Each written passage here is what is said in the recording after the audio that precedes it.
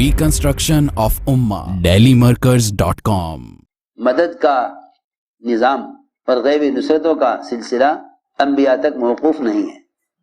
اس زمانے میں مسلمان بیچارہ اس احساس کمتری کا شکار ہو گیا کہ بھئی وہ تو اللہ والے ہیں، ان کے تو کام اللہ بنا دیتے ہیں. ارے تم کون ہو؟ تم بھی تو اللہ والے ہو. وہ تو صرف کافر ہی ہے جو اللہ والا نہیں ہے. جی ہاں، ہر مسلمان اللہ والا ہے. جو اللہ پر ایمان لایا ہے وہ اللہ والا ہے. مسلمانوں نے ہی تقسیم کر لیے ہیں کہ تم اللہ والے ہو. میں کیا بتاؤں، اتنی لجاجت سے تنہائی میں دعا نہیں مانگتے جتنی لجاجت سے بزرگوں سے درخواست کرتے ہیں. جتنی لجاجت سے بزرگوں سے درخواست کرتے ہیں نا دعا کے، اتنی لجاجت سے اللہ سے نہیں کرتے. حالانکہ اللہ تعالیٰ اعلان کر رہے ادعونی استجب لکم. یہ تو اس امت کی خصوصیت ہے کہ اس امت کو اللہ نے دعاؤں میں نبیوں والا درجہ دیا ہے. اس امت کو اللہ نے دعاؤں میں نبیوں کا درجہ دیا. اس امت کو اللہ نے دعاؤں میں نبیوں کا درجہ دیا. سوچو تو صحیح، ادعونی استجب لکم، مجھ سے مانگو میں دوں گا، یہ درجہ نبیوں کا تھا. قوم کو جو کچھ چاہیے ہوتا تھا وہ نبی سے کہتی تھی. قوم کو جو کچھ چاہیے ہوتا تھا وہ نبی سے کہتی تھی، نبی اللہ سے دلوا دیتے تھے. لیکن اس امت کی خصوصیت یہ ہے کہ اللہ نے دعاؤں کی قبولیت میں اس امت کو نبی والا درجہ دیا ہے. اور اللہ کی ذات عالی سے براہ راست فائدے اٹھانے کے لیے احکام اور اعمال دیے ہیں. عمل کی قوت کو عمل کے ذریعے حاجت پوری کرا کے ظاہر کرواؤ. عمل کی قوت کو عمل کے ذریعے حاجت پوری کرا کے عمل کی قوت کو ظاہر کرواؤ. ہم اسباب کی قوت کو ظاہر کرانا چاہتے ہیں دعاؤں کے ذریعے، حالانکہ دعا اسباب کی قوت کو ظاہر کرانے کے لیے نہیں ہے، دعا عمل کی قوت کو ظاہر کرانے کے لیے ہے. دعا کس لیے ہے دوستوں؟ ہاں ماشاء صاحب، یہ بہت بڑا دھوکہ لگا. لوگ دعا کے ذریعے اسباب کی قوت کو ظاہر کرانا چاہتے ہیں. اس لیے جس کو بھی تم دیکھو گے وہ دعا سبب کے لیے کر رہا ہوگا، وہ دعا کر رہا ہوگا سبب کے لیے. ہم عرض کر رہے کہ دعا کی قوت، دعا کے ذریعے سے عمل کی قوت کو ظاہر کراؤ. دعا کے ذریعے عمل کی قوت کو ظاہر کراؤ. اے اللہ تو نماز پر یہ کر دے. جب اللہ نماز پر یہ کر دیں گے تو اس سے نماز کی قوت ظاہر ہوگی. نماز کی قوت جب ظاہر ہوگی جب دعا سے نماز کے ذریعے لے گا. اگر دعا سے اسباب کے ذریعے لے رہا ہے تو پھر اسباب کی قوت ظاہر ہوگی. جتنا بھی تم اللہ سے اسباب کی بنیاد پر مانگو گے اس سے اسباب کا یقین دل میں اور بڑھے گا. اللہ نے اس سے پہلے فلاں سبب پر یہ کر دیا تھا، اگلی دفعہ حاجت آئے گی تو دعا کی قوت میں اور اضافہ ہوگا سبب کی بنیاد پر. اگر دعا کی قوت کو عمل میں ظاہر کرواؤ گے نا تو پھر رفتہ رفتہ یقین شکلوں سے اعمال کی طرف پھرے گا. اے اللہ نے نماز پر یہ کر دیا، اب نماز کی قوت بڑھ گئی. اللہ نے صدقے پر یہ کیا ہے، اب صدقے کی قوت بڑھ گئی. میری بات سمجھ میں آ رہی؟ سب اس غلطی پر ہیں سب، کہ وہ دعا کی قوت کو سبب پر استعمال کرتے ہیں. دعا کی قوت کو سبب پر استعمال کرتے ہیں. سب کی غلطی ہے. سارے عوام خواص پڑھے لکھے سب اس دھوکے کے شکار ہیں کہ وہ دعا کی قوت کو کس کے لیے استعمال کرتے ہیں؟ سبب کے لیے. جب دعا کی قوت کو سبب کے لیے استعمال کریں گے تو جب اس سبب سے حاجت نظر آئے گی پوری ہوتے ہوئے تو خود ہی فیصلہ کر لو کہ اس سے عمل کی قوت بڑھے گی یا سبب کی قوت بڑھے گی. سبب پر یقین بڑھتا ہی اس لیے ہے کہ لوگ اپنی دعاؤں کی قوت اسباب پر لگاتے ہیں، دعا کی قوت سبب پر لگاتے ہیں. اے اللہ اس ڈاکٹر کے ذریعے تو شفا دے دے. جیسے ہی اس دعا پر ڈاکٹر کے ذریعے شفا ملے گا تم یاد رکھو کہ اس ڈاکٹر کے علاج سے یقین میں اضافہ ہوگا. جیسے ہی دعا کرو گے اے اللہ اس دکان سے نفع دے دے، اس دعا کے پر اگر دکان سے نفع مل بھی گیا تو دکان سے نفع کا یقین بڑھے گا. اے اللہ میں نے صدقہ کیا ہے، اس صدقے پر تو مجھے کامیاب کر دے. جب دعا کی قوت اسباب سے ہٹ کر عمل پر لگے گی نا پھر ان اعمال پر اللہ کامیاب کریں گے تو پھر اعمال کی یقین میں اضافہ ہوگا. عمل کے یقین میں اضافہ جب ہوگا جب دعا کو عمل کے ساتھ لاؤ. اسباب کے یقین میں اضافہ جب ہوگا جب دعاؤں کو اسباب کے راستے سے لاؤ. کتنی آسان بات ہے. تمہیں آ رہی؟ نہیں آ رہی؟ نہیں آ رہی. سب کے ذہنوں میں یہ ہے اللہ نے کائنات بنا دی ہے، اس کے اسباب بنا دیے ہیں. اب اگر تمہیں ناکامی آوے تو دعاؤں کے ذریعے اسباب میں کامیابی لاؤ.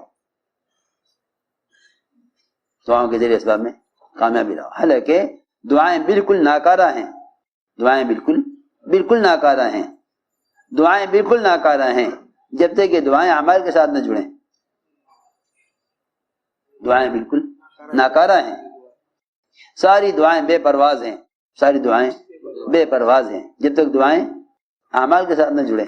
ہم نے ساری دعاؤں کو جوڑا ہوا ہے اسباب کے ساتھ. سبب اور دعا, سبب اور دعا, اس پر مسلمان کی گاڑی چل رہی ہے. اور اس میں بھی ایسے بے عقل ہیں, پہلے سبب پھر دعا, حالانکہ اسباب کا دعاؤں کا جوڑ ہے ہی نہیں, نہ پہلے نہ بعد میں. پہلے دعا مانگ لو پھر سب لے لو تب بھی کامیابی نہ ہوگی. پہلے دعا مانگ لو پھر سبب اختیار کر لو تب بھی کامیابی نہ ہوگی. پہلے اسباب اختیار کر لو پھر اسباب میں کامیابی لانے کے لیے دعا مانگ لو تب بھی کامیابی نہ ہوگی.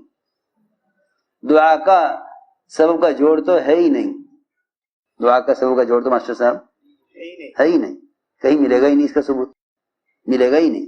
تم سارا قرآن چھان مارو, ساری احادیث دیکھ لو, تمہیں کہیں بھی نہیں ملے گا کہ دعا کا سبب کوئی جوڑ ہو, نہ پہلے نہ بعد میں, نہ پہلے نہ بعد میں. پہلے سبب پھر دعا یہ بھی نہیں, پہلے دعا پھر سبب یہ بھی نہیں, پہلے سبب پھر دعا یہ بھی نہیں ملے گا, پہلے دعا پھر سبب یہ بھی نہیں ملے گا.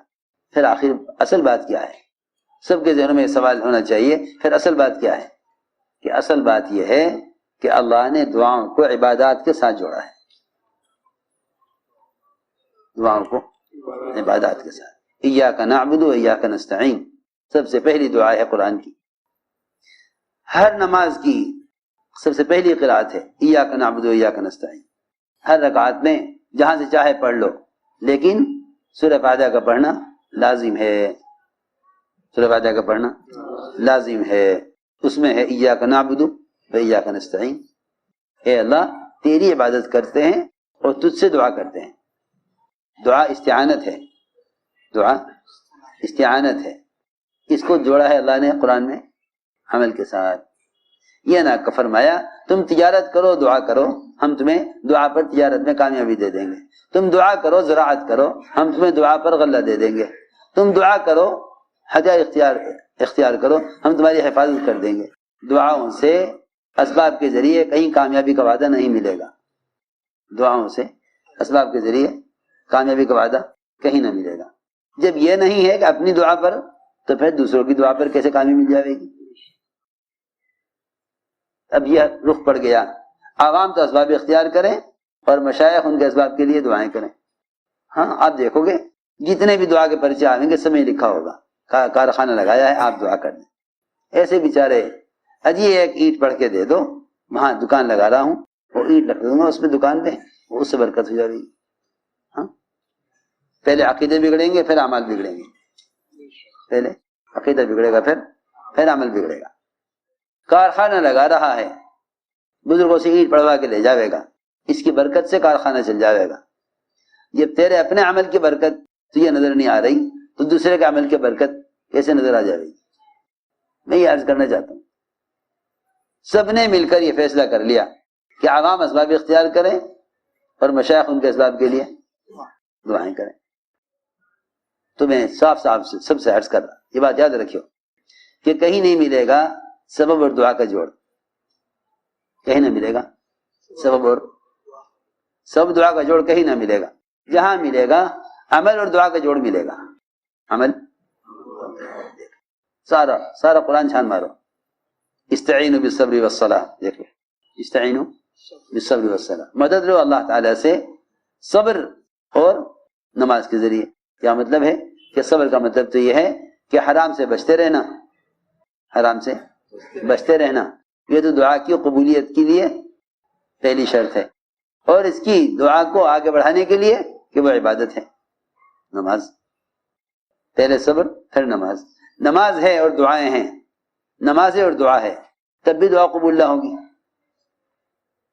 نماز ہے اور دعا ہے تو بھی دعا قبول نہ ہوگی, کیونکہ صبر نہیں ہے. کاروبار حرام, سود پر پیسہ لے کے کارخانہ لگایا ہے, اب اتنی ظاہر ہو کے دعا مانگ لے قبول نہ ہوگی.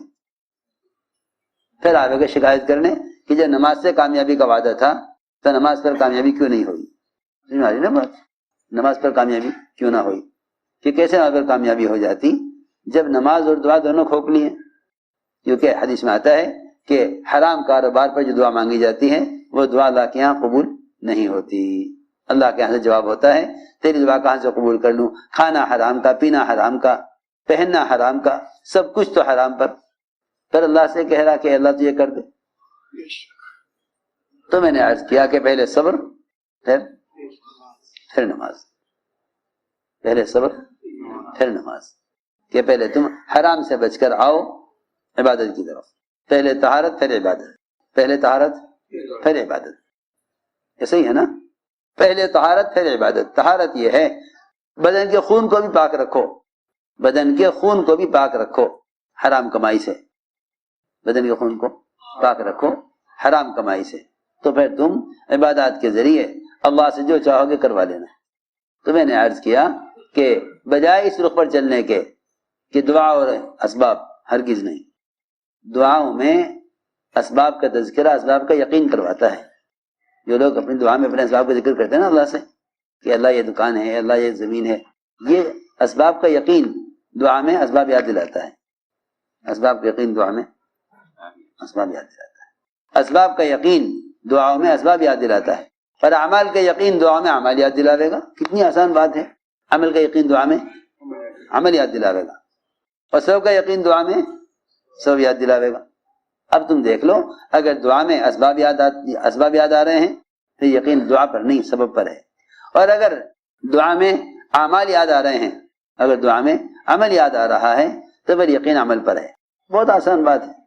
وہ 3 آدمی جو غار میں پھنس گئے تھے نا اور چٹان نے راستہ بند کر دیا تھا، ان میں سے کسی نے بھی اللہ کو کسی سبب کا مشورہ نہیں دیا، حالانکہ چٹان کو ہٹانے کے لیے اسباب چاہیے،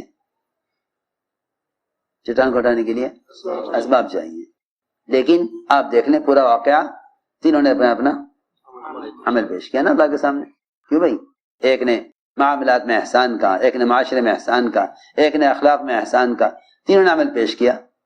اللہ نے اس واقعے سے سمجھایا یہ کہ عمل کی قوت نے چٹان کو ہٹایا، عمل کی قوت نے چٹان کو ہٹایا۔ یہاں دعا کے ساتھ کوئی سبب پورے قصے میں نہیں ہے، ورنہ وہ اللہ تعالیٰ سے فرشتے کو بھی طلب کر سکتے تھے، اے اللہ کوئی فرشتہ بھیج، وہ بھی سبب ہے، ملائکہ بھی اسباب ہیں، ملائکہ بھی اسباب ہیں، ملائکہ بھی اسباب ہیں، ملائکہ بھی اسباب ہیں۔ جتنا اللہ کا غیر ہے وہ سبب ہے، احکام اللہ کی ذات سے نکل کر آئے ہیں، اس لیے ایک عمل ایک فرشتے سے زیادہ قوت رکھتا ہے، ایک عمل ایک فرشتے سے زیادہ قوت رکھتا ہے۔ ایک فرشتہ کیا، ایک عمل سارے ملائکہ سے زیادہ قوت رکھتا ہے، ایک عمل سارے ملائکہ سے زیادہ قوت رکھتا ہے، ایک عمل سارے ملائکہ سے زیادہ قوت رکھتا ہے۔ ان تینوں نے اپنے غار سے نکلنے کے لیے اللہ تعالیٰ کو عمل پیش کیا، اللہ نے عمل کی قوت پر چٹان کو ہٹایا۔ اس لیے کہہ رہا ہوں کہ عمل کی قوت جب ظاہر ہوگی جب دعا کو عمل کے ساتھ کرو گے، اور اگر دعاؤں کو اسباب کے ساتھ کرو گے تو جو بھی حاجت پوری ہوتی رہے گی، ہر حاجت کے پورا ہونے سے سب کا یقین بڑھتا رہے گا۔ دوا کھاتے ہوئے دعا کی، اے اللہ تو اس دوا سے شفا دے دے، اللہ نے شفا دے دی، اگلی دفعہ اسی دوا کو کھاوے گا۔ ہاں، جتنا دعاؤں کو اسباب کے ساتھ جوڑو گے اسباب کے یقین میں اضافہ ہوگا، جتنا دعاؤں کو اعمال کے ساتھ جوڑو گے عمل کے یقین میں اضافہ ہوگا، کیونکہ دعا تو یقین کو بڑھانے کے لیے، اس کے بیان میں ہے دعا یقین کو بڑھانے کے لیے ہے، اس لیے دعا حاجت کے وقت پہ نہیں ہے، دعا تو مستقل ہے، دعا تو مستقل ہے، دعا تو مستقل ہے۔ ہم اللہ کو حاجت میں یاد کریں تو یہ اپنی غرض کے لیے یاد کرنا ہوا۔ تم دعا غرض کے بغیر کرو، تم دعا غرض کے بغیر کرو، یہ اللہ کو پکارنا ہوا۔ اللہ کو پکارنا اللہ کے لیے غرض کے بغیر ہے، اللہ کو پکارنا حاجت کے وقت غرض کے لیے ہے، لیکن غرض کے لیے بھی اللہ کو پکارنا ہے، کہ اللہ غیر سے سوال کرنا حرام ہے، یہ ہے بات اسے۔ اس لیے دوستو عزیزو، سب باتوں کو اچھی طرح سمجھ لو، سب باتوں کو اچھی طرح سمجھ لو کہ کرنے والی ذات اللہ کی ہے، اور کرنے کے ضابطے اس کے احکام ہیں، بس اسی کی دعوت کو لے کر پھرنا ہے، اسی کی دعوت کو لے کر پھرنا ہے۔